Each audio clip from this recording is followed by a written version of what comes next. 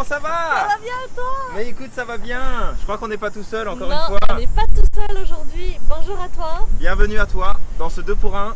Ouais, écoute, aujourd'hui j'avais envie de parler avec toi, Julien, des choses qui nous tapent sur les nerfs. Qu'est-ce qu'on fait avec? M'en parle pas. Est-ce que ça t'arrive des fois?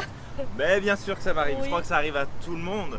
Mais autant ça peut être des choses matérielles, tu sais, tu perds tes clés, tu cherches ton téléphone, la porte veut pas s'ouvrir, t'as un problème avec ta fermeture éclair et puis t'es en retard, tu renverses ton café, par exemple. Ah ouais? Oui.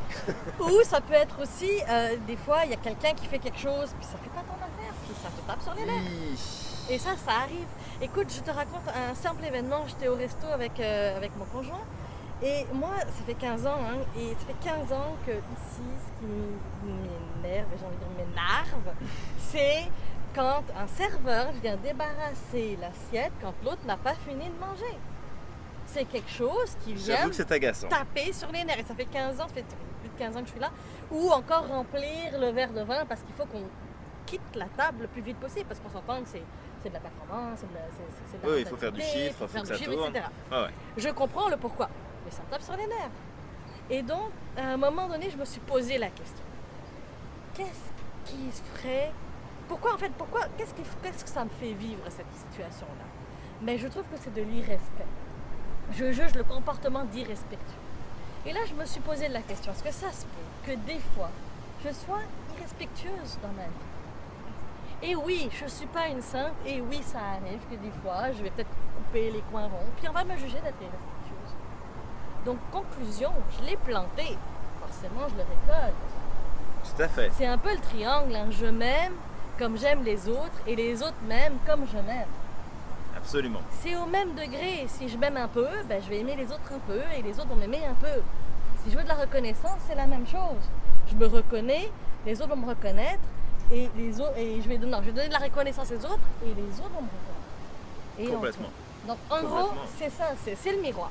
Ouais, c'est vrai, c'est l'effet miroir. Et par contre, pour tout ce qui est des objets, Oui. tu vois, des choses matérielles autour de nous, par exemple, le feu qui passe pas assez vite au vert, un stop qui est là, qui n'était pas là avant, le téléphone qui est caché je ne sais où, les lunettes qu'on n'arrive pas à trouver, enfin tout ce qui va venir nous agacer, tout ce qui va venir nous chercher.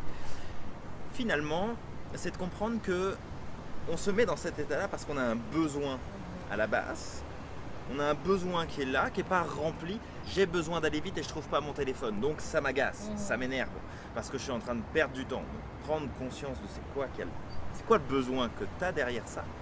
Et surtout, c'est de comprendre que finalement, ça a un impact sur ta vie.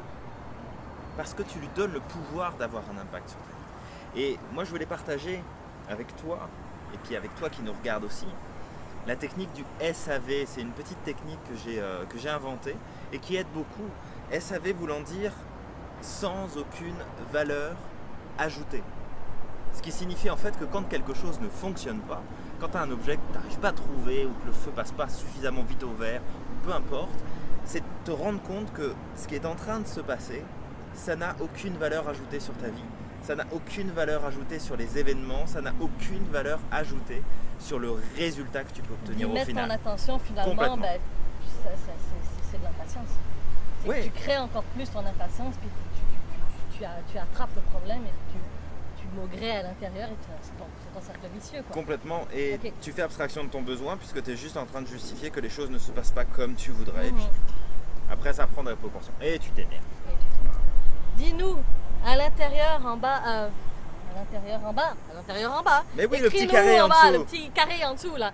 Ben, dis-nous, est-ce que ça t'arrive des fois d'être énervé? Est-ce qu'il y a des choses qui viennent te chercher, hein? C'est quoi qui fait que, à l'intérieur, il y a le méchant là, qui veut sortir, là, des fois, là? C'est quoi, là? C'est quoi qui t'agace, toi? Ouais. Dis-nous un petit peu. Ouais. Et surtout, dis-nous comment tu fais pour le gérer. Et dis-nous ce que tu retires de ce qu'on vient de partager avec toi. Donc, on t'invite à t'abonner maintenant à la chaîne pour que tu puisses recevoir à chaque fois les 2 pour 1 qui t'inspirent, qui te poussent à aller de l'avant, à grandir. Et le prochain sujet de notre 2 pour 1, Zara. Comment s'entourer des meilleurs? Parce que finalement, on a plein de gens qui sont inspirants autour de nous et on doit s'en servir. Absolument, on doit savoir s'entourer et on en parle dans le prochain 2 pour 1. Alors en attendant, donne du sens à ta vie. Passe à l'action Tu es, Tu es magique. magique.